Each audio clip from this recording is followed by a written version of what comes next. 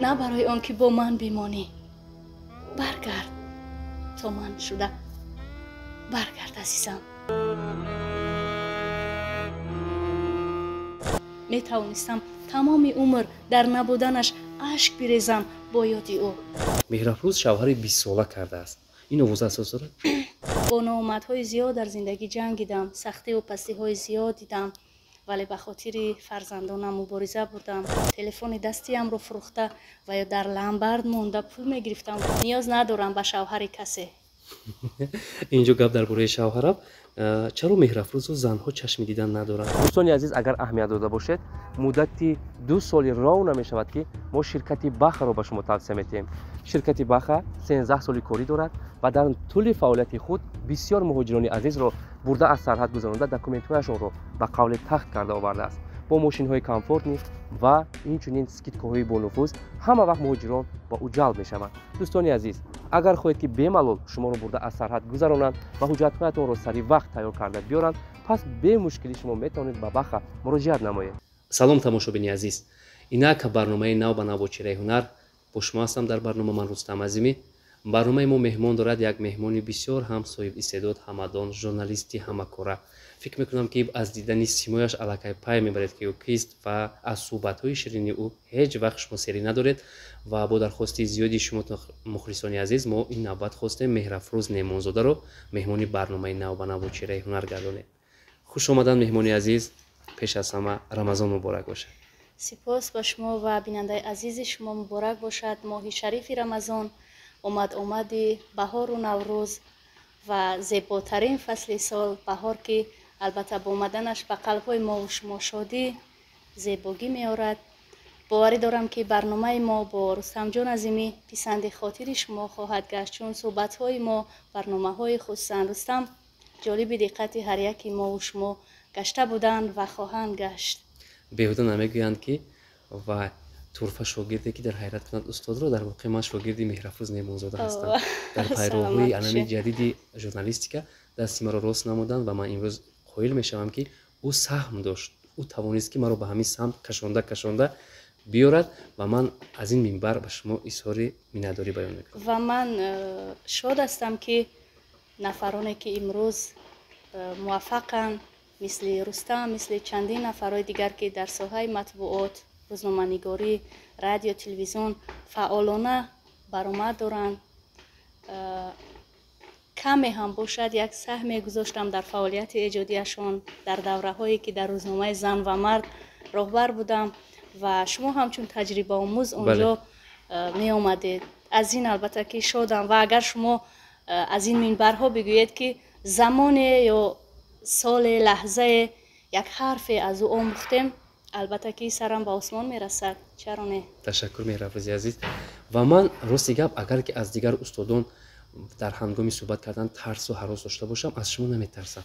با کدام خاطر که شما مثل یک دوست، مثل یک رفیق نزدیک همه وقت در برم بودید و اون چیزی که گفته نمیشد شما به روی من میگفتید، حرف میزدید و دستی مرا میگفتید. من از همین جهت از شما هراس ندارم و میخوام که برو سوالایی که اینجا جمع آوردم از شما پاسخ بدم. آزادید. مهرافروز عزیز، اولا که شما کمنما شدید. کمنما به اون خاطر که از ما دور شدید. کلی دوستانتون گله میکنند که مهرافروز در چورابینی ها و در همین شب نشینی ها همراه ما نیست، نمیآید سر یک پیاله چای. از چه سبب؟ راستی از دوره های جوانی دوست نمی داشتم زیاد گشتن، نشستن، در همه جا حاضر بودن، حاضر شدن. بعدن امروز که فرزندانم کلان شدن نمیتوانم اونها رو بی نظارت مونم، چون امروز هر روز یک گپ و کلوچه نو میشنویم، در صفحه های اجتماعی میبینیم از حادثه ها و واقعه هایی که به سر کودکان میآیند. البته که ما و شما روزنامه‌نگار هستیم، آگاهی پیدا میکنیم و میخواهم که بیشتر از همه وقتم رو به فرزندانم، به تربیت آنها صرف کنم که آینده توانند نامبردار من شوند، نانآور و نامآورم بگردند. از همین خاطر وقت نمیابم که برای دیگر کارهایی که شاید شب نشینی باشد، شاید یگان معرکه دوستان باشد اشتراک کنم یا رفته خودم رو هست کنم به قول. بدون فرزندان فکر میکنم که زندگی معنا نداره در حیات شما و از نوابهتون همیشه شاهد میشیم که مونیس جان و انیس جان و اینچنین دخترکتون همیشه در پهلوی مادرشون هستند، خوشبخت هستند. خیلی زیاد دوست می‌دارم فرزندانم رو رستم جان. نمیدونم دیگر مادران چگونه حس دارن نسبت فرزندان، چگونه توجه دارن، سختگیری میکنند یا نمیکنند، اما در زندگی من نسبت به تربیت فرزندان، نسبت به خانه و زندگی خیلی یک زن جدی هستم، سختگیر هستم و دنیا و زندگی و خوشبختی هم آنها هستند.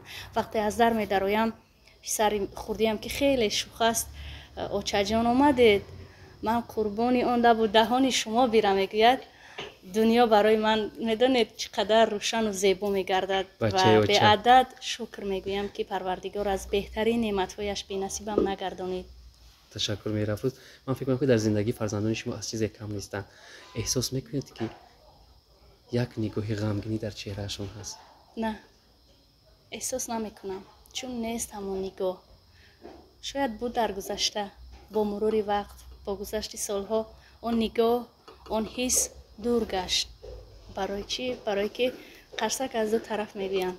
وقتی همیشه مادر برای فرزند کوشش میکند و پدر به توجه است، فرزند نیز حس میکند با وجود آن که خرد است، کودک است، عقلش میرسد که برای او یا برای آنها که در زندگی زحمت میکشد، کی مبارزه میبرد، کی تلاش میورزد.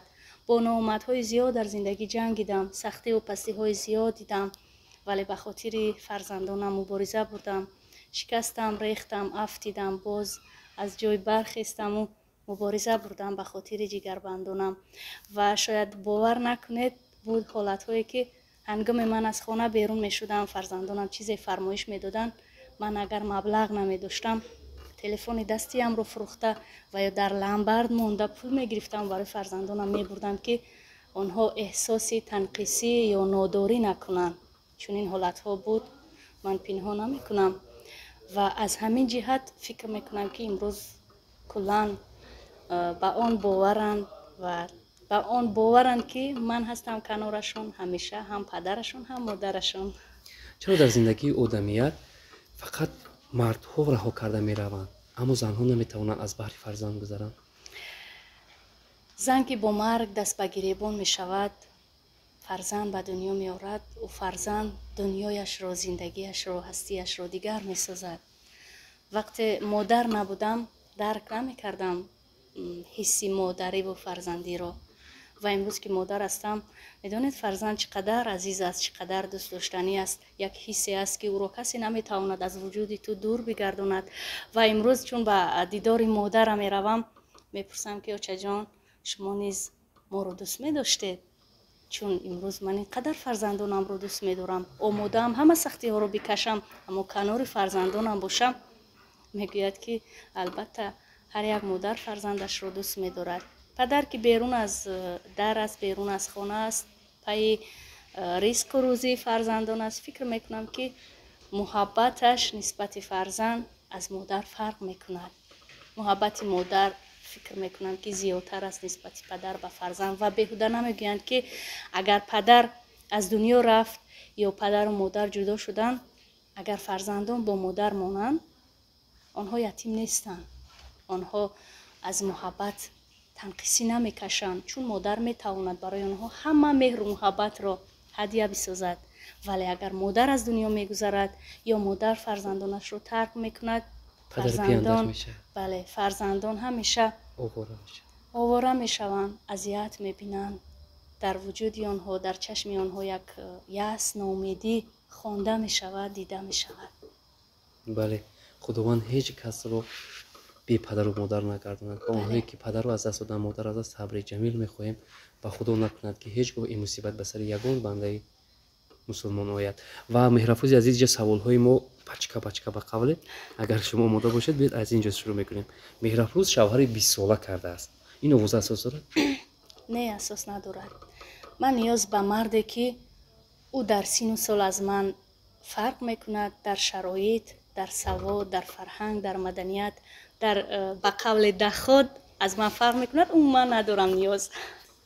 به خاطر که وقتی یک زن صاحب خانه و در است، صاحب فرزند است، صاحب خب همون مقدار پول هست که میتواند خودش عربه زندگیش رو بکشاند. اون نیاز ندارد به مردی که شاید از روی هوا و هوس به او دل بسته باشد، عاشق گشته باشد یا نمیدونم زندگی بخواهد. شخصا من نیاز ندارم به چنین مردی که 15-20 سال از من خورد باشد و میدونم که امروز چنین مردان زیاد شدن، میخواهند که زنهایی که خانه دارند تنها هستند به قول عاشقشون میشوند و دوست میدارند به زنی میگیرند، ولی من قبول ندارم و هر چیزی که اطراف اینا من میگویند بی اساسن. انسان که سامانوی میشده است، انسان که کمی پیشروی میکرده است، اطراف نامش البته که گپ و کلوچه ها نیز زیاد میگشته است. برای همین باور نکنید. تشکر زیاد. و خواستگارهای سین و سالشون گوناگون فکر میکنم که شما رو به اضافه میکنن، SMS پیامک ها زیادن، شما چی جواب میگید؟ تشکر زیاد. سلامت باشید. خداوند برایم آنقدر قوه، نیرو، توانایی، جرأت، ننگ و ناموس را ارزانی فراوان داده است که میتوانم از عهده خودم، فرزندانم، زندگیم به آسانی برایم. نیاز ندارم به شوهر کسی. اینجا گپ درباره شوهرم. چرا مهرافروز زنها چشم دیدن ندارند؟ مگر شوهر نفری از اونها رو کشته گرفته بوده؟ سلام علیکم تماشاگران عزیز. امروز برای شما یک خوش خبر دارم برای شخصانی که در شهرهای روسیه زندگی میکنند، شخصانی که از حجت تنقیسی میکشن، حجتشون توری نیستن. اینه برادر استودنت که بلیط تهیه میکنن 100% یک سال میگردید. چخیل بسیاری ها باور نمیکنن این برادران شما را در دانشگاه داخل میکنن. حجت ها را وقتی که روان میکنین با واتساپ، همه حجت های لازمه را که به دست گرفتن شما را در دانشگاه که داخل کرد، درس‌های شما با طرز پروگرام همه دانشگاه گذرانده میشود. سن سال زن و مرد فرق ندارد. حتما در کدام شهرهای روسیه که هستین با این برادر ما مراجعت کنین، حتما کار شما را در یک لحظه بود میکنه. باور نکنید نقش هم فرق میکنه. یک بار همین رقم‌های واتساپ در زنگ بزنین. با کسی رابطه ندارم، رابطه هم نمیخواهم و زندگی که امروز دارم آرام، آسوده در حلقه فرزندانم با محبت در یک خانه عادی، زندگی عادی ولی پر از مهر و محبت. همین زندگیم رو به هزار مردی دارنده که عائله دار است عوض نمیکنم. زنها و زنها از کدام جهت شاید بعد میبینند که موفقیت انسان رو بسیار انسان ها امروز دیده نمیتوانند. خودشون نتوانند، باز توانایی دیگر کس رو نمیتوانند که ببینند. رشک میکنند. شاید مردهایشون در نزد همسرانشون ویدیوهای شما رو موقع تماشا میکنند. شاید باشند. این چیز علنگه رشک رو بیدار میکنند. و یک مخلص داشتم که بارها به من پیام میفرستاد، از حال و احوالم پرسان میگشت و چند مدت به درک شد، ناپدید گشت. بعدا اپا خوبه تینجه ده حال پرسی کرده برابری به وطن آمدن. همسرم نوارهایت رو نشان داد، عاشقت، معشوقت، دختری آرزوهایت هر روز نواری نو میکند گفته به من نشان داد. من حیران شدم برای چی بعضی زنها به اساس تهمت میکنن مردهای خود رو یا من شخصا مرا دوست نمیدارم. تهمت، تحقیر، یک کس رو بدنام کردن. انسان باید میگویند که کج بشین و راست بگو، راستگو باشد، راست قول باشد، نگاه نیک داشته باشد در زندگی تا همون زندگی آرامی که دارد از بین نرود، پوش نخورد. شخصا من دوامی 12 سالی که زندگی داشتم با شوهرم بار تلفنی او رو نکفتم، بار نپرسیدم که کی به تو زنگ میزند یا کجا میروی، پای کدام کار هستی. همیشه میگفتم که خداوند به هر دوی ما انصاف دهد. اگر که هزار رشک کنی، جنجال کنی ولی انسان در راهی بد باشد تو نمیتوانی او رو از راهش برگردانی. برای همین باید که همیشه انسان به خودش باوری داشته باشد و تکیه بر خدا کند. سراغ میکند یا که الکی فراموش کردید؟ در این خصوص حرف نمیزنم. ما چندین سال است که دور هستیم، حتی نمیدونیم در کجا است، پای چی کار است. ما به زندگی خود، او به زندگی خود. فکر میکنم عائله دار هم هست از پسی روزگار خود. ما زندگی خود، آرامی خود، یک چی میگن حیاتی خود رو داریم همراه با فرزندان. агар ба суроғи фарзандонаш ояд дарон барояш мекушоед? албатта ман наметавонам ки фарзандеро аз падар аз модар ҷудо бисозам. озоданд. мо дар аввал ҳам маслиҳат карда будем ки ҳар вақте ки мехоҳад ҳар гоҳе ки мехоҳад метавонад бо фарзандон дар робита бошад ва фарзандон низ метавонанд ки рафту омад кунанд. ман мушкилӣ надорам. вале суроғ накард. ростӣ дар суҳбат нестем. рости гап чӣ ҷои дурӯғ гуфтан, хусусан дар моҳи мубораки рамазон дар суҳбат нестем, дар алоқа нестем ва ҳатто намедонем чӣ ҳол дорад, чӣ аҳвол дорад. меҳрафрӯз ҳама вақте шумо вақт мегӯем ки худо нигаҳбонаш бошад. ҳарчанд гап мезанед эҳсоси дард аз ҳамон ҳарфҳои шумо ба гӯши одам мерасад. дар воқеъ сахт аст гуфтани ҳамин мисроҳо? не ман аз он ки зиндагиам пош хӯрд ё мо дур шудем ғамгин нестам. он чизеро ки худованд медонад мо бандаҳояш намедонем ва мегӯянд ки ҳарчи дар тақдир бошад ғайри дидан чора нест. кори тақдир ҷои санҷишу дигар назора нест. насибу қисмат буд мо ба ҳам омадем ва боз насибу қисмат буд ки мо фосила бигирем. ҳар касе буд набуд замоне мо зиндагӣ доштем. замоне дар як болиш сар мемондем.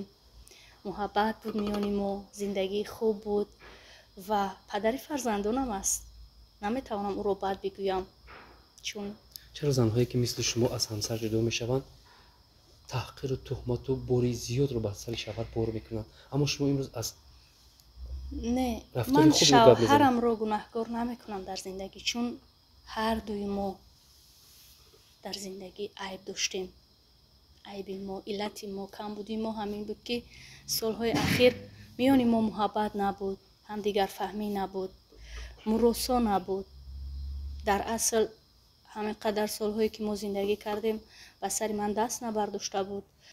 саҳнаи филм аст ва ба шумо нақши нафареро пешниҳод мекунанд ки шавҳараш кайҳо ӯро раҳо карда рафтааст ва ӯ дар танҳоӣ бо оби чашм ва дарди то гулӯи маҳкам дар пеши экран аст. он вақт чӣ мегуфтед? қабул мекардам. ман зане ҳастам дар зиндагӣ ки аз уҳдаи ҳама нақш мебароям. метавонам ҳам рӯзноманигорӣ кунам, ҳам ровигӣ кунам дар тӯи маъракаҳо, ҳам дар филмҳо оби дида резонам, нақш бозӣ кунам. ин нақшро мо метавонем шоҳид шавем? албатта чаро не, метавонед. ва шояд суол барои он бошад ки баъд аз рафтани шавҳарам ман оби дида резондам ё ба қавле ба стресс гирифтор шудам. не, аммо нақш ба бояд иҷро кунед. бо як тарона тамошобини азиз мехоҳам ки ба суоли Рустам ҷавобе гардонам. вақте рафт фақат нигоҳаш мекардам. вақте рафт фақат нигоҳаш мекардам. шояд тааҷҷуб карда бошад ки чаро гирья намекунам, вале ман барои гирья кардан як умр доштам. метавонистам тамоми умр дар набуданаш ашк бирезам бо ёди ӯ, вале барои нигоҳ карданаш, барои диданаш шояд ҳамин лаҳза буд бароям. баргард азизам, баргард. на барои он ки бо ман бимонӣ, баргард то ман шуда. баргард азизам, баргард. на барои он ки бо ман бимонӣ, баргард то ман аввал биравам. зеро ҷое хонда будам ки ҳар нафаре ки аввал меравад фаромӯш нашуданӣ аст. пас мехоҳам ҳеҷ гоҳ маро фаромӯш насозӣ. баргард.